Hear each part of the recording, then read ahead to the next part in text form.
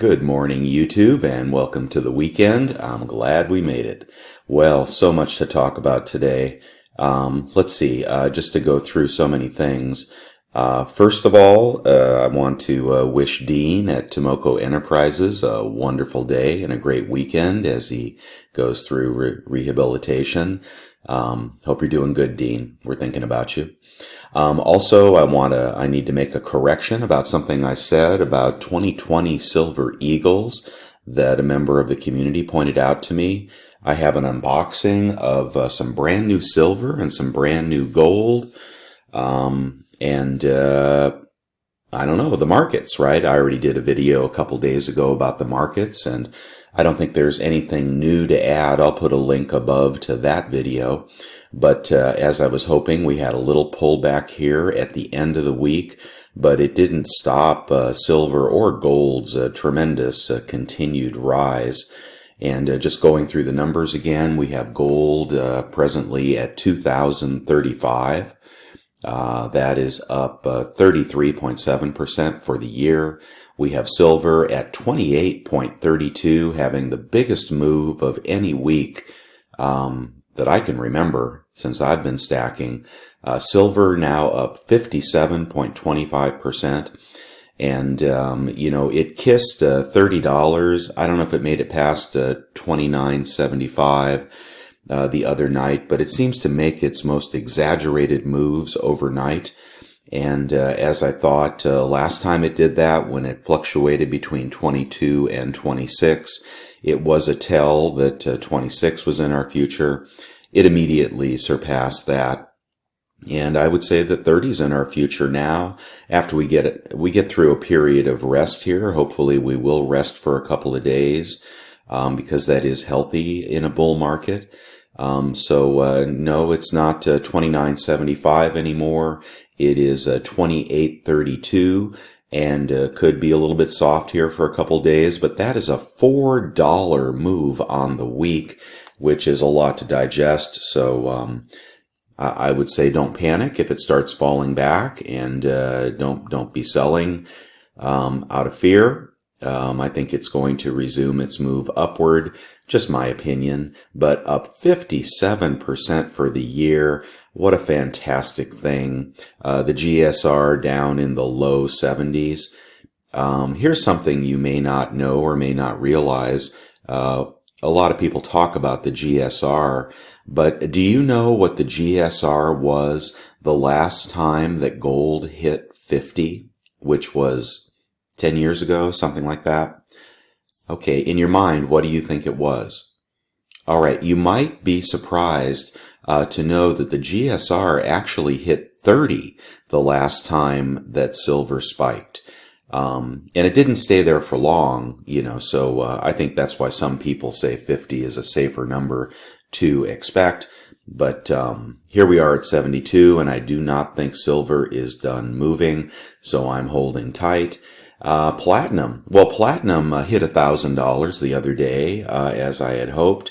It did fall back seriously after it hit $1,000, but it is still up. Let's see, what is that? $42 on the week, bringing it to $960. Still lots of room to move. It'll go past 1,000, I think, and up to 1,100 in the short term. So, yeah, platinum is definitely catching up. All right, my silver miners, they were higher and pulled back as I thought they might when I reduced positions. But still, for the since I put the basket together a couple of months ago, up 49%. And base metals also pulled back a little bit, but now up 10% in the last few weeks. That is the inflation trade, and obviously everybody is expecting inflation. Even the Fed is, aiming for higher levels of inflation. And you know what that'll do to your purchasing power, so that's why we have money in precious metals. All right, that is the markets. Keep holding on and hanging on for dear life. Bitcoin is also breaking out. I think it's following gold. Just watch that one as well if you're interested. And let's move on to the next segment. All right, now to correct something that was wrong that I said in the last video about American Silver Eagles. I had mentioned in my last video that the 2020s were going to be in short supply, and a member of the community alerted me that they had already produced quite a few, which surprised me because I had heard this on a major channel. I was surprised, kind of surprised that it was wrong, but now checking the facts, I see that the 2020 Silver Eagle has already been produced in abundance somehow this year. So I want to go back through the Silver Eagles, and there's information on gold here as well if you're interested, but not to blind you with these charts. Just really quickly, the 2020 Silver Eagle sales have all production and sales have already totaled 14.6 million for the year through August, and I don't think they'll produce too many more towards the end of the year. Depending on whether they pick silver or gold as the one metal they will produce for the remainder of the year. But I was actually surprised to see that 14 million has already been produced. They were really hitting it hard in January and March, and that kind of makes sense because demand would have been up. In the beginning of the year, you know, silver was about $20 and then it started falling back. So I could see where demand would be up at the beginning of the year, and then it would fall back as prices declined. But 14 million, how does that compare? There's that 14 million number. How does that compare to 1986? 5 million produced in 1986. So we're already triple that of 1986. The 2020 will not be nearly as collectible. In 2019, we had a total of nearly 15 million produced.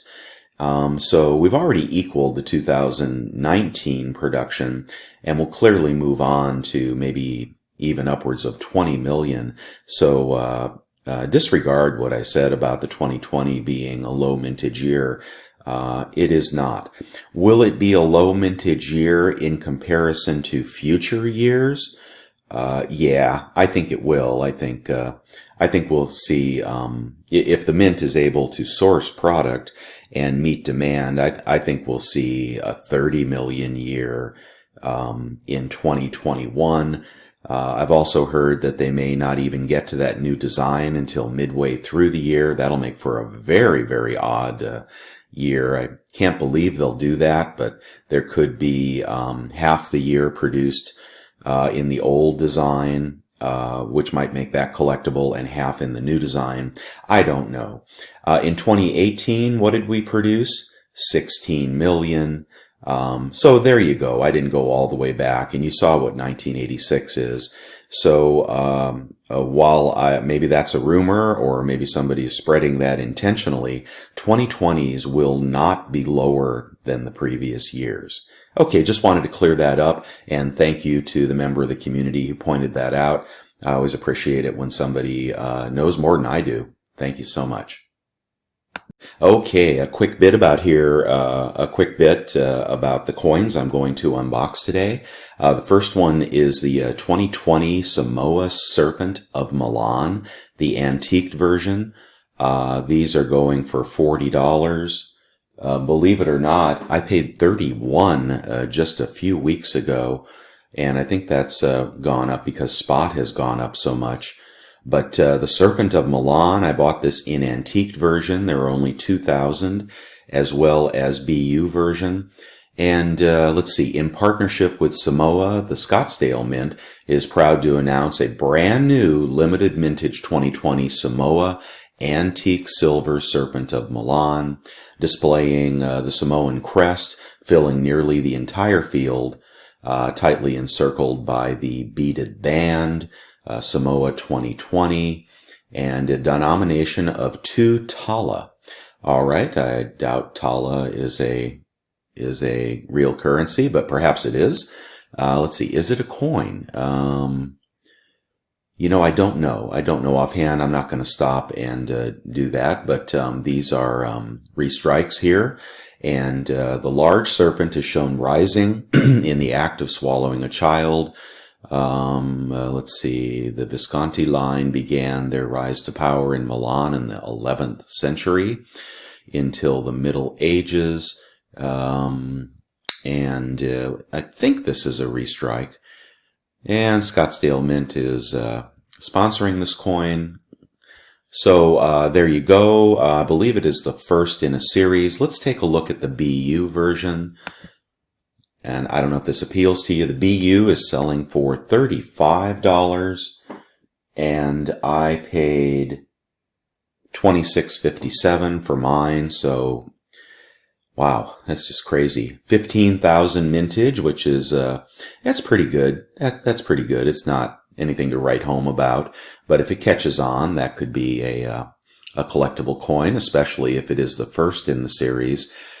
You know, that is what I like to collect most of all. I will often have a tube, well, at least I used to, get something like a tube of the first coin in the series, and just a couple after that. Let's see. And it is legal tender. Okay, of 2 talas, backed by the government of Samoa. And I do believe this is a restrike, but I'm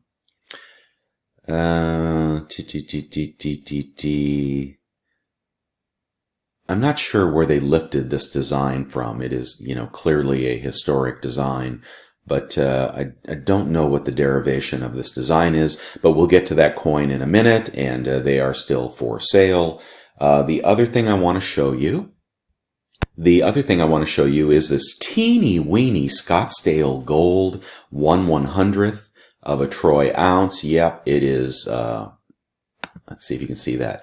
It is smaller than a penny, way, way, way smaller, and crazy premiums. That would put this at $3,100 an ounce. Fortunately, I paid $28.76 for mine prior to the last move in gold, which I think we're going to continue to see, but an affordable alternative to those that don't want to buy an ounce of silver. I bought this for the kind of the amusement factor of it, but I really wanted to show it to you because I think some people may want any gold, and if you only have $30, well, there you go. There's some real gold for $30, 1/100th. And let's see, I think this is the first gold bar in the series. Is it dated? Let's see if we have a date on these. Not on that side. No, they are not dated. So, you know, not extremely collectible, but anyway, I just think that'd be cool to have, and you could give those away. You know, it's who doesn't want 100th ounce of gold? You'll never get rid of it. I'll guarantee you that. Anyway, so a poor financial investment, but a fun thing to have for about the same price as an ounce of silver, and I'll show that to you in just a minute.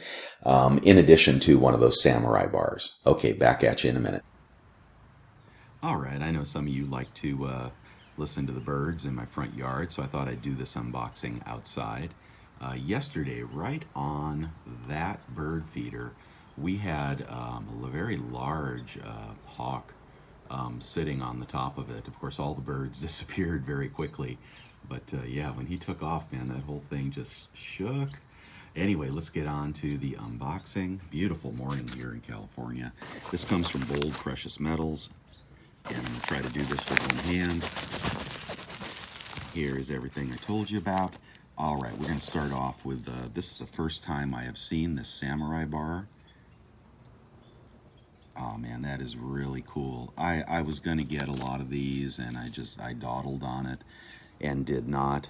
I just already have plenty of bullion, so very, very nice. Really like those. I could see collecting those easily.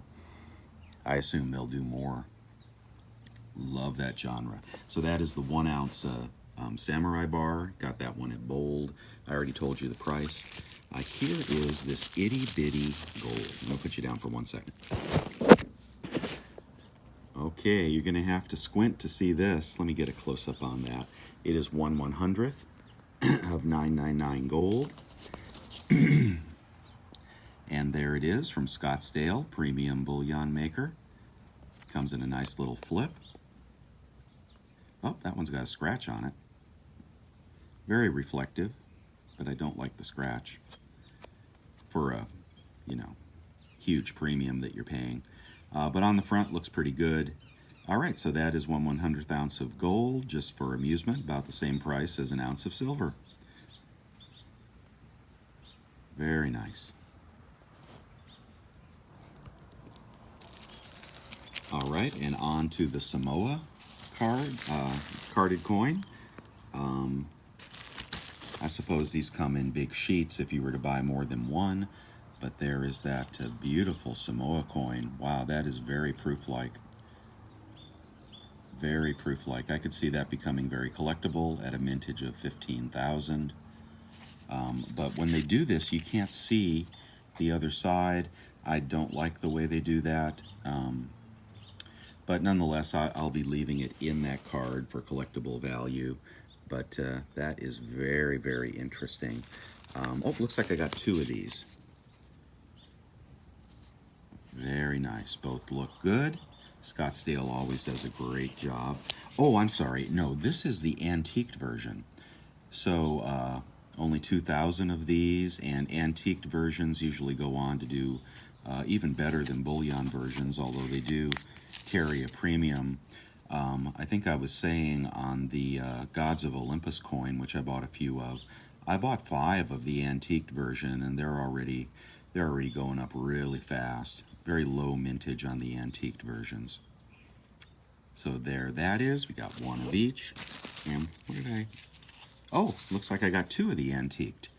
Okay, so those will be in demand if this series catches on, and I don't know why it wouldn't with historic images like this.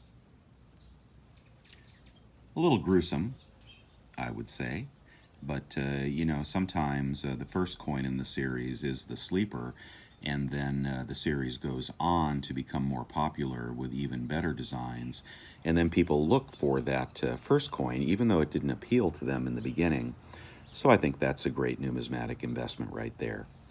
So there is the silver. Bold did a good job, silver and the gold.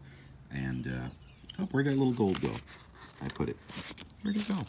See, that's the thing about these small golds. If you blink, you lost it.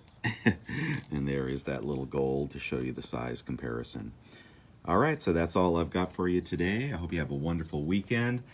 Keep the faith with silver and gold, and you guys keep on stacking. Bye now.